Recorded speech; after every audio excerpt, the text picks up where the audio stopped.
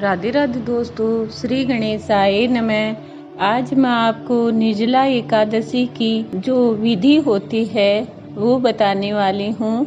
ज्येष्ठ माह में 31 तारीख को निर्जला एकादशी है।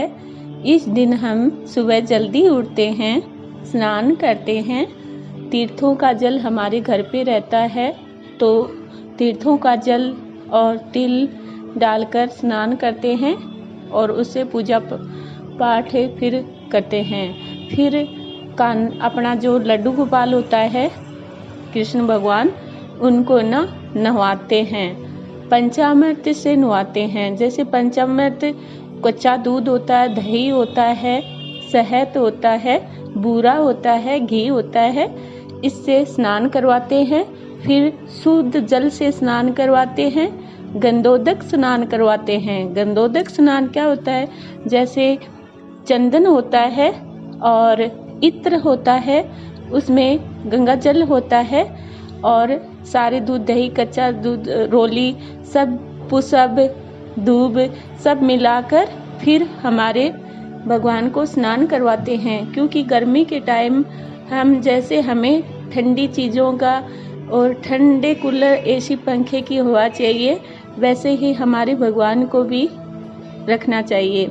और फिर पीताम्बर पहनाते हैं भगवान को, क्योंकि हम भी पीले कपड़े पहनते हैं और भगवान को भी पीताम्बर पहनाते हैं। और फिर भगवान को टीका लगाते हैं चंदन का और पगड़ी बांधते हैं और मोर पंख लगाते हैं।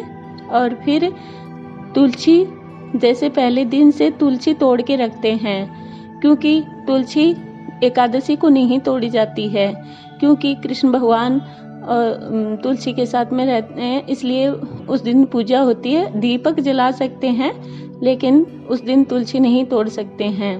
तुलसी के पत्ते से भगवान को भोग लगाते हैं, अर्चना करते हैं, चरणामृत बनाते हैं, दूध, दही, कच्चे दूध से, जल से, गंगाजल से, और उसमें तुलसी पत्ता डालते हैं, वो चरणामृत बनाते हैं।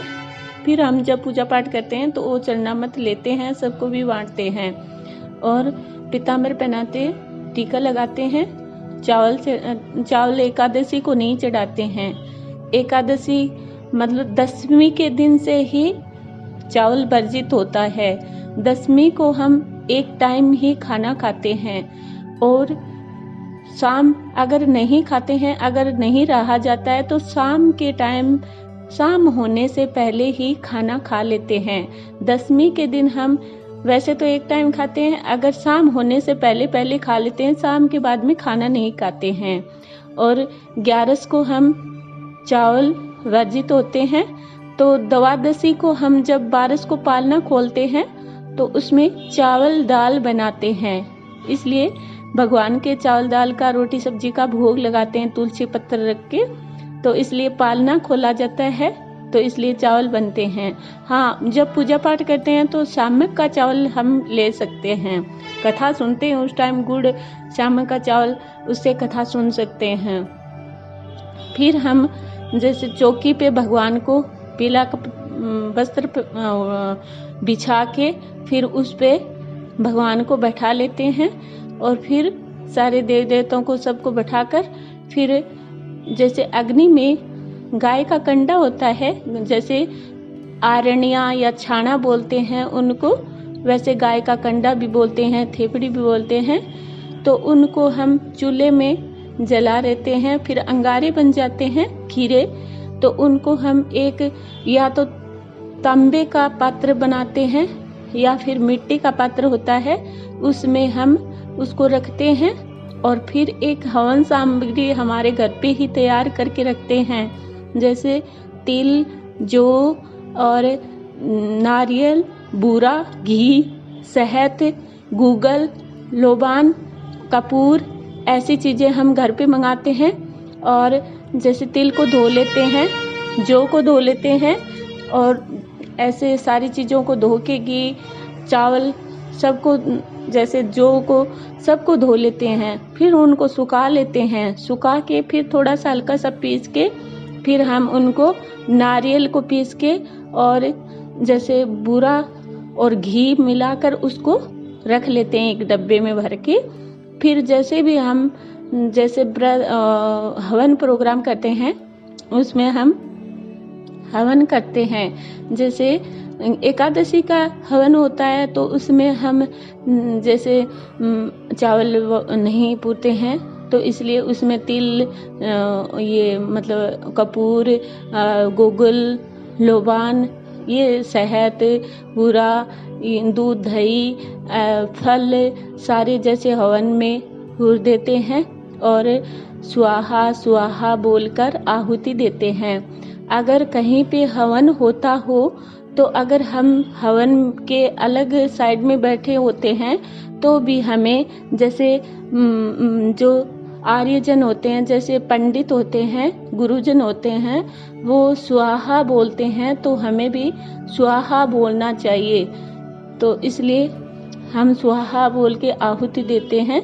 हवन थोड़ा सा हमारे घर पे या कहीं पे जाते हैं तो हम वैसे ही करते हैं, बड़ी पूजा पाठ ही करवाते हैं, तो उसमें भी हम पंडितों से करवाते हैं। लेकिन जैसे हमारे घर पे हम एकादशी है, पुण्य है, माउस है, अष्टमी है, इनको हम जब व्रत करते हैं तो थोड़ा सा हमारे घर पे हम खुद ही कर लेते हैं। वैसे तो हम बड़ी पूजा पाठ में तो पंडितों से, गुरुजनों से, श्रेष्ठ आचार्यों से करवाते हैं। तो ऐसे करते हैं। फिर हम एकादशी की कथा सुनते हैं। वैसे तो हम 12 महीने की एकादशी का बुक होती है वह सुनते हैं, या फिर वो निर्जला एकादशी की जैसे जिस एकादशी होते हैं उसी की कथा सुनते हैं। कथा सुनने के बाद में हम एकादशी की आरती करते हैं और चरणामृत लेते हैं और घंटी, सूर्य भगवान को घंटी डालते हैं। सूर्य भगवान को घंटी डालते हैं और फिर आचरण करते हैं और नमस्कार करते हैं। फिर हम भगवान की पूजा पाठ करके ऐसे प्रार्थना करते हैं कि हे भगवान, मैंने आपका ये एकादशी का व्रत किया है, इसमें निर्विघ्न ये व्रत पूरा हो जाए और कोई कष्ट, कोई आपदा नहीं आए। इस प्रकार ये हमारा भगवान से प्रार्थना करना चाहिए हमें। और तुलसी की माला होती है तो उससे हम माला भी फेर सकते हैं। ओम नमो भगवते वासुदेवाय नमः या श्री कृष्णम शरणम मम, जो भी अपना मंत्र होता है, जो आचार्य जनों ने, श्रेष्ठ गुरुजनों ने जो हमें मंत्र देते हैं, उनसे हम मंत्र से हम माला फेरते हैं। इस प्रकार कई विधि हैं जो हम करते हैं। और इस दिन कई जो होते हैं वो तुलसी के पत्तों पे ही व्रत करते हैं, जल ग्रहण नहीं करते हैं। लेकिन आचमन के लिए जल वर्जित नहीं होता है। स्नान करते हैं तो कुल्ला करते हैं, कुल्ला करके हम जल वापस डाल देते हैं, उसके लिए भी वर्जित नहीं होता है। एक बार में 3 बार आचमन होता है, जल लिया जाता है और फिर 2-3 बार जैसे आचमन कर सकते हैं, नहीं रहा जा सकता है तो आचमन कर सकते हैं हम। और फिर जैसे सुबह से लेकर सूर्य उदय से बाद में और शाम होने तक जो व्यक्ति एकादशी को, निर्जला एकादशी को जल नहीं पीते हैं, उनको 12 महीने के एकादशी का फल मिलता है। इस दिन हम जल से भरा हुआ घड़ा, उसमें गुड़ और चावल या उस पे फल और कपड़ा बांधकर कोई भी दक्षिणा या सीधा निकालते हैं, वो हम दान करते हैं।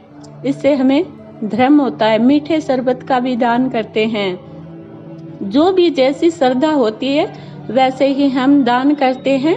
छाता का दान करते हैं, पंखे का दान करते हैं, फल फ्रूटों का दान करते हैं। तो इसलिए जो भी भाई बहन जैसी जिसकी श्रद्धा होती है, माताएं बहनें वैसे ही करें। इस प्रकार मैंने आपको कुछ एकादशी की जानकारी आपको दी है। अगर आपको अच्छा लगे तो चैनल को सब्सक्राइब करना, बेल आइकन दबाना। श्री कृष्णम शरणम मम।